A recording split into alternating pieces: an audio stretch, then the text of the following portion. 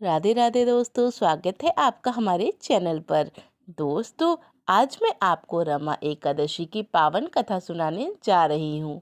दोस्तों, एक समय धर्मराज युधिष्ठिर और भगवान श्री कृष्ण के बीच में बहुत ही महत्वपूर्ण संवाद हो रहा था। महाराज युधिष्ठिर बोले कि हे कृष्ण, कार्तिक कृष्ण पक्ष की एकादशी के बारे में आप मुझे बताएं। तब भगवान कृष्ण बोले कि हे राजन, कार्तिक कृष्ण एकादशी का नाम रमा एकादशी है। यह एकादशी बड़े से बड़े पापों को नाश करने वाली एकादशी है। मैं आपको इसकी प्राचीन कथा सुनाता हूँ। प्राचीन काल में एक मुचकुंद नाम का राजा था, जिसकी मित्रता इंद्र, कुबेर, वरुण आदि से थी। यह राजा बहुत ही धर्मात्मा, विष्णु भक्त और न्यायप्रिय था। राजा मुचकुंद की एक कन्या थी, जिसका नाम चंद्रभागा था और उसका विवाह चंद्रसेन के पुत्र शोभन के साथ हुआ था। एक समय शोभन ससुराल आया।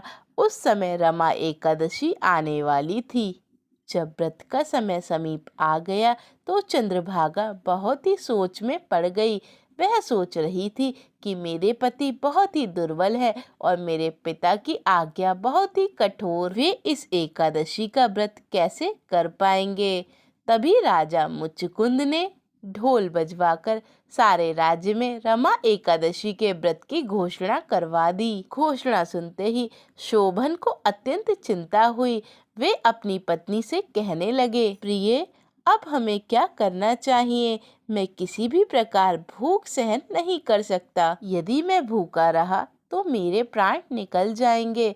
यह बात सुनकर चंद्रभागा बोली, स्वामी, मेरे पिता के राज्य में एकादशी के दिन कोई भी मनुष्य भोजन नहीं करता है। साथ ही साथ स्वामी, हमारे राज्य में तो जानवर भी कभी एकादशी के दिन कोई भी अन्य जल ग्रहण नहीं कर सकते, तो मनुष्य का तो क्या ही कहना।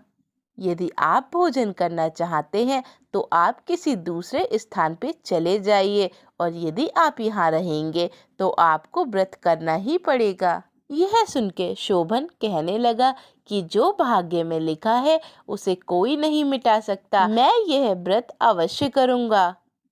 यही सोचकर शोभन ने भी व्रत रख लिया। जब सूर्य नारायण अस्त हुए तब वह भूख प्यास से व्याकुल हो चुका था और प्रातःकाल होते होते शोभन के प्राण निकल गए थे। तब राजा ने अपने दामाद शोभन का अंतिम संस्कार किया, परंतु चंद्रभागा ने अपने पिता की अनुमति से अपने शरीर को कष्ट नहीं दिया। वह अपने पति की मृत्यु के बाद अपने पिता के घर में ही रहने लगी। रमा एकादशी के प्रभाव से शोभन को मंदाचल पर्वत पर धन्य धान से संपूर्ण एक राज्य प्राप्त हुआ। एक समय की बात है, एक ब्राह्मण थे जो कि मुचकुंद के राज्य में रहते थे। तीर्थ यात्रा करते हुए देवपुर पहुँचे। वहाँ उन्होंने शोभन को पहचान लिया और वह शोभन के पास गए। उन्होंने पूछा कि हे राजन, मैं बहुत आश्चर्य में हूँ। आप अपना वृत्तांत सुनाइए कि ऐसा सुंदर नगर जो ना कभी देखा और ना ही कभी सुना, आपको कैसे प्राप्त हुआ। तब शोभन ने उस ब्राह्मण से कहा कि कार्तिक कृष्ण पक्ष की एकादशी रमा एकादशी का व्रत करने से मुझे यह राज्य प्राप्त हुआ है। शोभन ने कहा, परंतु यह अस्थिर है। ब्राह्मण ने पूछा कि यह स्थिर क्यों नहीं है और यह स्थिर कैसे होगा।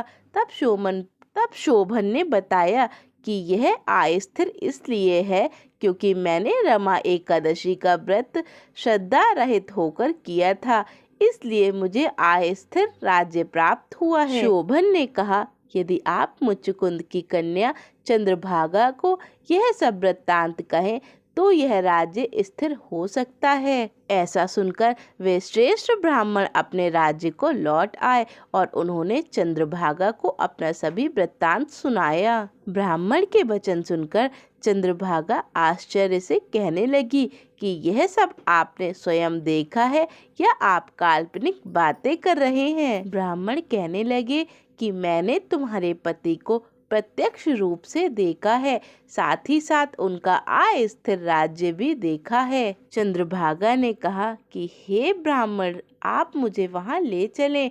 मुझे अपने पति देव की दर्शन की शीघ्र ही लालसा है। मैं अपने द्वारा किए गए पुण्य से उस राज्य को स्थिर बना दूंगी और आप ऐसा अवश्य कीजिए, क्योंकि वियोगी को मिलाना बहुत ही बड़ा पुण्य होता है। ब्राह्मण यह बात सुनकर चंद्रभागा को लेकर पर्वत की ओर जाने लगे।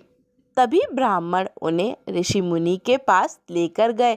ऋषि मुनि ने चंद्रभागा की बात सुनकर उन्हें दिव्य कर दिया और वह दिव्य गति को प्राप्त हुई। इसके बाद वह बड़ी प्रसन्नता के साथ अपने पति देव से मिलने को गई। अपनी प्रिय पत्नी को देखकर शोभन बहुत ही प्रसन्न हुआ। उसे बुलाकर अपने बाईं ओर बैठा लिया। तभी चंद्रभागा कहने लगी कि हे प्राणनाथ, आप मेरे पुण्य को ग्रहण कीजिए और इस राज्य को स्थिर कर लीजिए। मैं जब 8 वर्ष की थी तब से यह व्रत करती आ रही हूँ।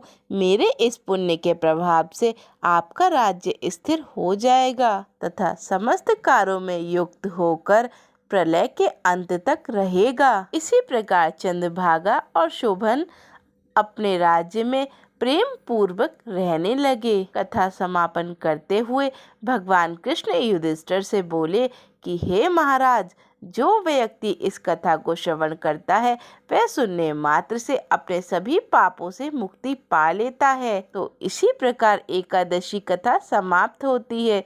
बोलिए राधे राधे।